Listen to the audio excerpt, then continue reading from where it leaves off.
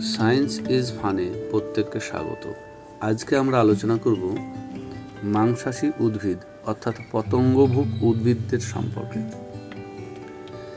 উদ্ভিদ পতঙ্গভুক কেন হয় এটা আগে জানব। সবুজ উদ্ভিদ সালোক সংশ্লেষ প্রক্রিয়ায় নিজের খাদ্য নিজেই তৈরি করে, তাই এদেরকে বলা হয় স্বভোজী। সালোক সংশ্লেষে এরা গ্লুকোজ উৎপন্ন করে, কিন্তু ফুল, ফল, ডালপালা তৈরির জন্য প্রোটিন জাতীয় খাদ্যের প্রয়োজন হয়। মাটি থেকে নাইট্রোজেন যৌগ ও অন্যান্য খনিজ পদার্থ নিয়ে গাছ প্রোটিন তৈরি করে।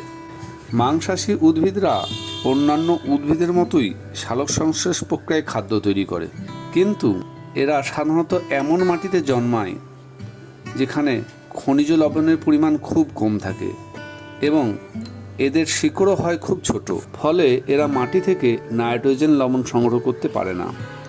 এই নাইট্রোজেনের অভাব মেটানোর জন্যই এদের পাতা পরিবর্তিত হয়ে পতঙ্গ ধরার ফাঁদ তৈরি করে, যে ফাঁদে পতঙ্গ বন্দী হলে জারক রসের সাহায্যে পতঙ্গকে পাচিত করে প্রয়োজনীয় প্রোটিনের চাহিদা মেটায়।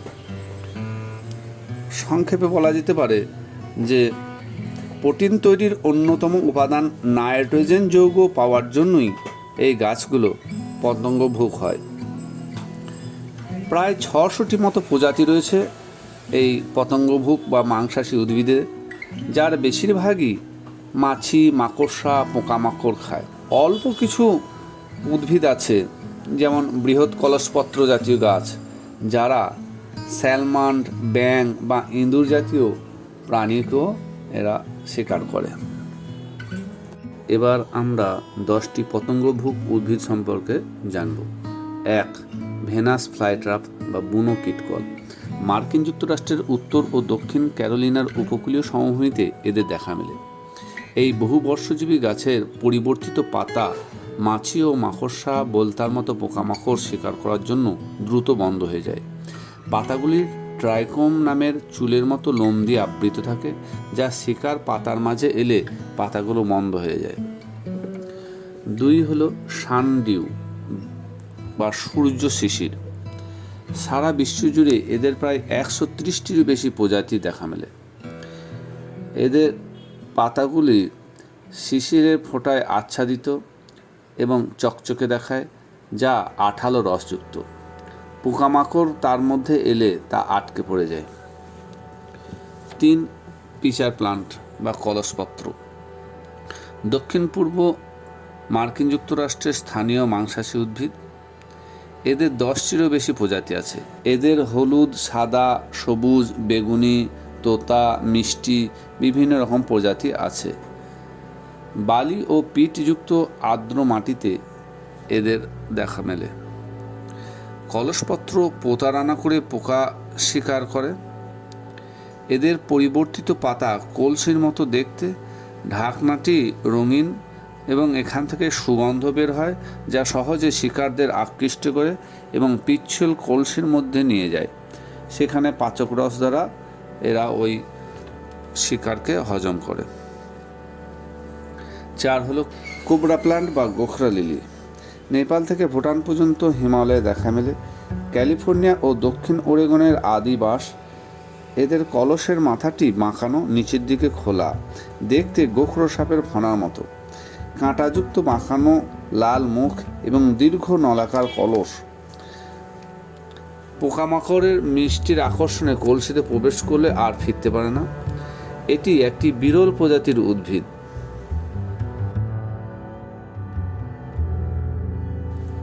5 হলো বাটারওয়াট। এদের নরম মাখনের মতো পাতাগুলি চকচকে আঠালো শ্লেষ্মা দিয়ে ঢাকা। পাতাগুলি ক্ষুদ্র গ্রন্থিযুক্ত চুলে আচ্ছাদিত থাকে, ফলে বাইরে থেকে দেখা যায় না। পোকামাকড় চকচকে পৃষ্ঠের প্রতি আকৃষ্ট হয়ে আটকে পড়ে। ইউরোপ, উত্তর এশিয়া ও উত্তর আমেরিকায় এদেরকে পাওয়া যায় এবং এদের শোভাময় ফুল ফোটে। ব্লাডারওয়াট বা বাংলায় বলে জঞ্জরি বন। এরা জলজ উদ্ভিদ। এদের চোষকের মতো থলি থাকে। এগুলি যখন উন্মুক্ত হয় সেখানে একটি শূন্যতা তৈরি করে, যা শিকারকে ওদের মধ্যে টেনে নেয়, অনেকটা ভ্যাকুয়াম ক্লিনারে ধুলো টানার মতো আর কি। ব্লাডারওয়াটের ফুল খুবই সুন্দর হয়। এখানে বিভিন্ন প্রজাতির ব্লাডারওয়াটের ফুলগুলিকে দেখানো হয়েছে। 7 হলো রেনবো প্লান্ট বা রামধনু গাছ, যা মূলত অস্ট্রেলিয়া এবং নিউগিনির স্থানীয় মাংসাশী উদ্ভিদ। এদের 8টিরও বেশি প্রজাতি আছে। উজ্জ্বল রোদে এদের শ্লেষ্মা ঢাকা পাতাগুলিতে চকচকে আঠালো ফোঁটাগুলি রামধনু রঙের মতো ঝলমল করে। সূর্য শিশিরের মতোই এরা পোকামাকড় ফাঁদে ফেলে শিকার করে। বিশুদ্ধ জল প্রয়োজন হয় এদের বৃদ্ধির জন্য। ঐতিহ্যবাহী ঔষধ হিসাবে রেনবো প্লান্ট বা রামধনু উদ্ভিদের ব্যবহার করা হয়। 8 নম্বর হলো কেপ সানডিউ, যা সূর্য শিশিরের একটি প্রজাতি। দক্ষিণ আফ্রিকার স্থানীয় প্রজাতি। তাঁবুর মতো প্রশস্ত পাতাগুলি বিছিয়ে রেখে অবিশ্বাস্য তৎপরতার সাথে তাঁবুটিকে সংকোচন করে সেখানে বসা পোকামাকড়কে জাপটে ধরে। এদের গোলাপি ফুল এবং পাতার দোলার জন্য এরা সমূহ পরিচিত। পোকামাকড় ছাড়াও ছোটোখাটো প্রাণীগুলোও এরা শিকার করতে পারে। 9 নম্বর হলো ট্রাম্পেট কলসপত্র, সার্সেনিয়া লিউকোফিলা। উজ্জ্বল সাদা শিরাযুক্ত, এটি হোয়াইট ট্রাম্পেট পিচার প্লান্ট নামেও পরিচিত। এদের সরু সবুজ পাতা, যা তুরির আকারের মতো হয়। পাতাগুলি পরিবর্তিত হয়ে কলসির মতো কাঠামো তৈরি করে। লাল ও হালকা সুগন্ধযুক্ত ফুলগুলো এপ্রিল মে মাস নাগাদ ফোটে।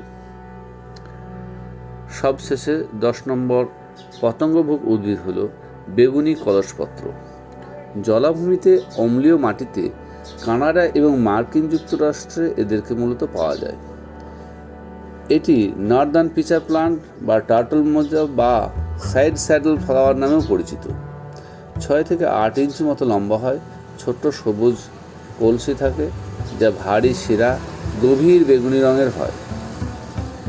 পাতাগুলি প্রায় বেগুনি রঙের হয়, সাথে অন্যান্য রঙেরও শিরা থাকে।